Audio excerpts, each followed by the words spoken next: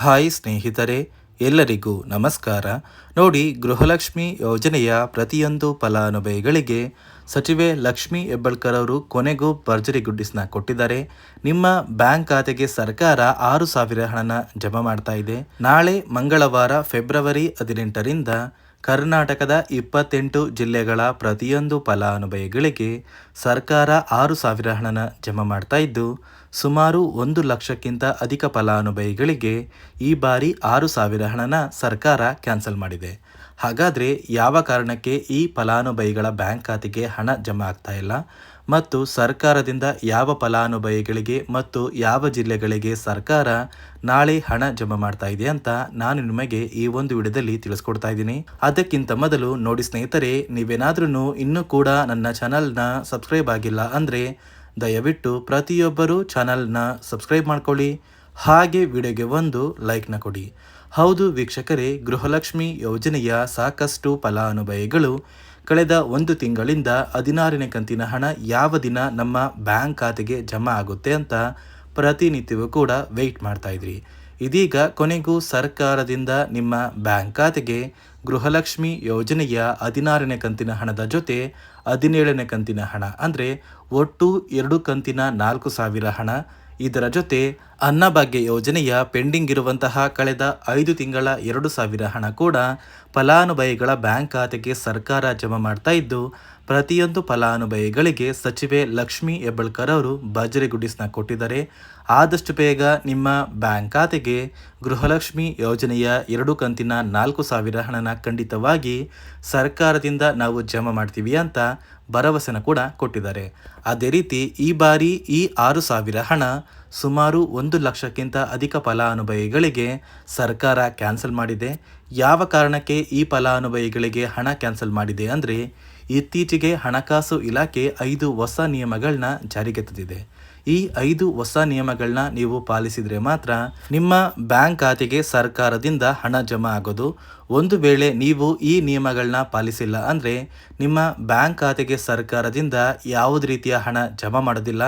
ಮುಂದಿನ ದಿನಗಳಲ್ಲಿ ನಿಮ್ಮ ಬ್ಯಾಂಕ್ ಖಾತೆಗೆ ಸರ್ಕಾರದಿಂದ ಯಾವುದೇ ರೀತಿಯ ಒಂದು ಹಣ ಕೂಡ ಬರೋದಿಲ್ಲ. ಹಾಗಾದರೆ ಬನ್ನಿ ಸ್ನೇಹಿತರೆ, ಆ ನಿಯಮಗಳು ಏನು ಅಂತ ಕೂಡ ತಿಳ್ಕೊಳ್ಳೋಣ. ಅದಕ್ಕಿಂತ ಮೊದಲು ನಾಳೆ ಮಂಗಳವಾರ ಫೆಬ್ರವರಿ 18ರಿಂದ ಕರ್ನಾಟಕದ ಯಾವ ಜಿಲ್ಲೆಗಳ ಫಲಾನುಭವಿಗಳಿಗೆ ಸರ್ಕಾರ ಹಣ ಜಮಾ ಮಾಡ್ತಾ ಇದೆ ಅಂತ ನಾನು ನಿಮಗೆ ತಿಳಿಸ್ಕೊಡ್ತಾ ಇದ್ದೀನಿ. ನೋಡಿ ಸ್ನೇಹಿತರೆ, ಮೊದಲಿಗೆ ಬಾಗಲಕೋಟೆ, ಬೆಂಗಳೂರು ನಗರ, ಬೆಂಗಳೂರು ಗ್ರಾಮಾಂತರ, ಬೆಳಗಾವಿ, ಬಳ್ಳಾರಿ, ಬೀದರ್, ವಿಜಯನಗರ, ಚಾಮರಾಜನಗರ, ಚಿಕ್ಕಬಳ್ಳಾಪುರ, ಚಿಕ್ಕಮಗಳೂರು, ಚಿತ್ರದುರ್ಗ, ದಕ್ಷಿಣ ಕನ್ನಡ, ದಾವಣಗೆರೆ, ಗದಗ, ಧಾರವಾಡ, ಕಲಬುರಗಿ, ಹಾಸನ, ಹಾವೇರಿ, ಕೊಡಗು, ಕೋಲಾರ, ಕೊಪ್ಪಳ, ಮಂಡ್ಯ, ಮೈಸೂರು, ರಾಯಚೂರು, ರಾಮನಗರ, ಶಿವಮೊಗ್ಗ, ತುಮಕೂರು, ಉಡುಪಿ, ಉತ್ತರ ಕನ್ನಡ, ಯಾದಗಿರಿ, ಬಿಜಾಪುರ ಮತ್ತು ವಿಜಯಪುರ ಈ 28 ಜಿಲ್ಲೆಗಳ ಪ್ರತಿಯೊಂದು ಫಲಾನುಭವಿಗಳ ಬ್ಯಾಂಕ್ ಖಾತೆಗೆ ಸರ್ಕಾರ ಗೃಹಲಕ್ಷ್ಮಿ ಯೋಜನೆಯ 16 ಮತ್ತು 17ನೇ ಕಂತಿನ 4,000 ಹಣ, ಇದರ ಜೊತೆ ಅನ್ನಭಾಗ್ಯ ಯೋಜನೆಯ ಪೆಂಡಿಂಗ್ ಇರುವಂತಹ ಕಳೆದ 5 ತಿಂಗಳ 2,000 ಹಣನ ಪ್ರತಿಯೊಂದು ಫಲಾನುಭವಿಗಳಿಗೆ ಜಮಾ ಮಾಡ್ತಾ ಇದ್ದು, ನಿಮ್ಮ ಬ್ಯಾಂಕ್ ಖಾತೆಗೆ ಫೆಬ್ರವರಿ 25ರಷ್ಟರಲ್ಲಿ ಪ್ರತಿಯೊಂದು ಫಲಾನುಭವಿಗಳು ಗೃಹಲಕ್ಷ್ಮಿ ಯೋಜನೆಯ ಹಣ ಮತ್ತು ಅನ್ನಭಾಗ್ಯ ಯೋಜನೆಯ ಎಲ್ಲ ಕಂತಿನ ಹಣನ ಪಡ್ಕೋತೀರಾ ಅಂತ ಹಣಕಾಸು ಇಲಾಖೆ ಮುಖ್ಯವಾದ ಮಾಹಿತಿನ ಕೊಟ್ಟಿದೆ. ಇಲ್ಲಿಯವರೆಗೂ ಗೃಹಲಕ್ಷ್ಮಿ ಯೋಜನೆಯ ಒಟ್ಟು 15 ಕಂತಿನ ಹಣನ ನೀವು ಪಡ್ಕೊಂಡಿದ್ರೆ ನೇರವಾಗಿ ಕೆಲವೇ ದಿನಗಳಲ್ಲಿ ನಿಮ್ಮ ಬ್ಯಾಂಕ್ ಖಾತೆಗೆ 16 ಮತ್ತು 17ನೇ ಕಂತಿನ ಹಣನ ಸರ್ಕಾರ ಜಮಾ ಮಾಡುತ್ತೆ. ಒಂದು ವೇಳೆ ಪೆಂಡಿಂಗ್ ಇರುವಂತಹ ಹಣ ನಿಮ್ಮ ಬ್ಯಾಂಕ್ ಖಾತೆಗೆ ಜಮಾ ಆಗಿಲ್ಲ ಅಂದರೆ ಸರ್ಕಾರದಿಂದ ಯಾವುದೇ ರೀತಿಯ ಒಂದು ಹಣ ನಿಮ್ಮ ಬ್ಯಾಂಕ್ ಖಾತೆಗೆ ಜಮಾ ಆಗೋದಿಲ್ಲ. ಅದೇ ರೀತಿ ಸುಮಾರು 1,23,000 ಫಲಾನುಭವಿಗಳ ಬ್ಯಾಂಕ್ ಖಾತೆಗೆ ಸರ್ಕಾರ ಈ ಬಾರಿ ಈ 6,000 ಹಣನ ಜಮಾ ಮಾಡ್ತಾ ಇಲ್ಲ. ಸರ್ಕಾರ ಗೃಹಲಕ್ಷ್ಮಿ ಯೋಜನೆಯ 16ನೇ ಕಂತಿನ ಹಣಕ್ಕಾಗಿ ಪ್ರತಿಯೊಂದು ಫಲಾನುಭವಿಗಳ ಒಂದು ದಾಖಲಾತಿಗಳನ್ನ ಮರು ಪರಿಶೀಲನೆ ಮಾಡುವಂತಹ ಸಂದರ್ಭದಲ್ಲಿ ಸಾಕಷ್ಟು ಫಲಾನುಭವಿಗಳಿಗೆ ಸರ್ಕಾರ ಇತ್ತೀಚೆಗೆ ಜಾರಿಗೆ ತಂದಿರುವ 5 ಹೊಸ ನಿಯಮದ ಆಧಾರದ ಮೇಲೆ ಅವರ ಬ್ಯಾಂಕ್ ಖಾತೆಗೆ ಯಾವುದೇ ರೀತಿಯ ಗೃಹಲಕ್ಷ್ಮಿ ಯೋಜನೆಯ ಹಣನ ಜಮಾ ಮಾಡೋದಕ್ಕೆ ಆಗೋದಿಲ್ಲ ಅಂತ ತಿಳಿದು ಬಂದಿದ್ದು, ಸುಮಾರು 1,23,000 ಫಲಾನುಭವಿಗಳ ಒಂದು ಗೃಹಲಕ್ಷ್ಮಿ ಯೋಜನೆಯ ಹಣ ಸರ್ಕಾರ ಕ್ಯಾನ್ಸಲ್ ಮಾಡಿದೆ. ಹಾಗಾದರೆ ಬನ್ನಿ ಸ್ನೇಹಿತರೆ, ಸರ್ಕಾರ ಜಾರಿಗೆ ತಂದಿರುವ 5 ಹೊಸ ನಿಯಮಗಳು ಏನು ಅಂತ ನಾನು ನಿಮಗೆ ತಿಳಿಸ್ಕೊಡ್ತಾ ಇದ್ದೀನಿ. ನೋಡಿ ಸ್ನೇಹಿತರೆ, ಮೊದಲನೆಯ ಒಂದು ನಿಯಮ ಬಂದು ಗೃಹಲಕ್ಷ್ಮಿ ಯೋಜನೆಯ ಪ್ರತಿಯೊಂದು ಫಲಾನುಭವಿಗಳು ಯಾರೆಲ್ಲ ಇದ್ದೀರಾ, ನಿಮ್ಮ ಮನೆಯ ಪ್ರತಿಯೊಂದು ಸದಸ್ಯರ ಆಧಾರ್ ಕಾರ್ಡ್ನ ನಿಮ್ಮ ಬಳಿ ಇರುವಂತಹ ಒಂದು ರೇಷನ್ ಕಾರ್ಡಿಗೆ ಕಡ್ಡಾಯವಾಗಿ ಲಿಂಕ್ ಮಾಡಿಸ್ಬೇಕು. ಈ ಒಂದು ನಿಮ್ಮ ಆಧಾರ್ ಕಾರ್ಡ್ನ ಲಿಂಕ್ ಮಾಡಿಸೋದಕ್ಕೆ KYC ಅಂತ ಕರೀತಾರೆ. ಸಾಕಷ್ಟು ಫಲಾನುಭವಿಗಳ ಒಂದು ರೇಷನ್ ಕಾರ್ಡಿಗೆ KYC ಪೆಂಡಿಂಗ್ ಇದೆ. ಅದೇ ಒಂದು ಕಾರಣಕ್ಕೆ ಸರ್ಕಾರ ಈ ಬಾರಿ ಈ 5 ಹೊಸ ನಿಯಮಗಳನ್ನ ಜಾರಿಗೆ ತಂದಿದೆ. ಅದೇ ರೀತಿ ಎರಡನೆಯ ಒಂದು ನಿಯಮ ಬಂದು ಸಾಕಷ್ಟು ಫಲಾನುಭವಿಗಳ ಒಂದು ಆಧಾರ್ ಕಾರ್ಡ್ ಏನಿದೆ, ಆ ಒಂದು ಆಧಾರ್ ಕಾರ್ಡ್ 15 ವರ್ಷ ಅಥವಾ 15 ವರ್ಷಕ್ಕಿಂತ ಹೆಚ್ಚು ಹಳೆಯ ಆಧಾರ್ ಕಾರ್ಡ್ ಆಗಿದೆ. ಈ ಒಂದು ಫಲಾನುಭವಿಗಳು ಅವರ ಆಧಾರ್ ಕಾರ್ಡ್ಗೆ ಯಾವುದೇ ರೀತಿಯ ತಿದ್ದುಪಡಿ ಕೂಡ ಮಾಡಿಸಿಲ್ಲ ಮತ್ತು ಯಾವುದೇ ರೀತಿಯ ಒಂದು ಅಪ್ಡೇಟ್ನ ಕೂಡ ಮಾಡಿಸಿಲ್ಲ.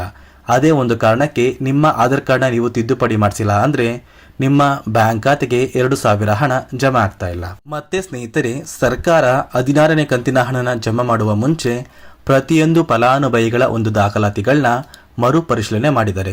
ಈ ಒಂದು ಸಂದರ್ಭದಲ್ಲಿ ಫಲಾನುಭವಿಗಳು ಸರ್ಕಾರಕ್ಕೆ ತೆರಿಗೆನ ಕಟ್ತಾ ಇರೋದು ತಿಳಿದು ಬಂದಿದೆ.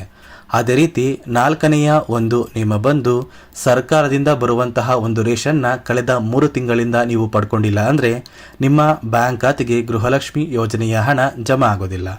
ಮತ್ತೆ ಸ್ನೇಹಿತರೆ, 5ನೆಯ ಒಂದು ನಿಯಮ ಬಂದು ನಿಮ್ಮ ಒಂದು ವಾರ್ಷಿಕ ಆದಾಯ 7 ಲಕ್ಷಕ್ಕಿಂತ ಕಡಿಮೆ ಇರಬೇಕು.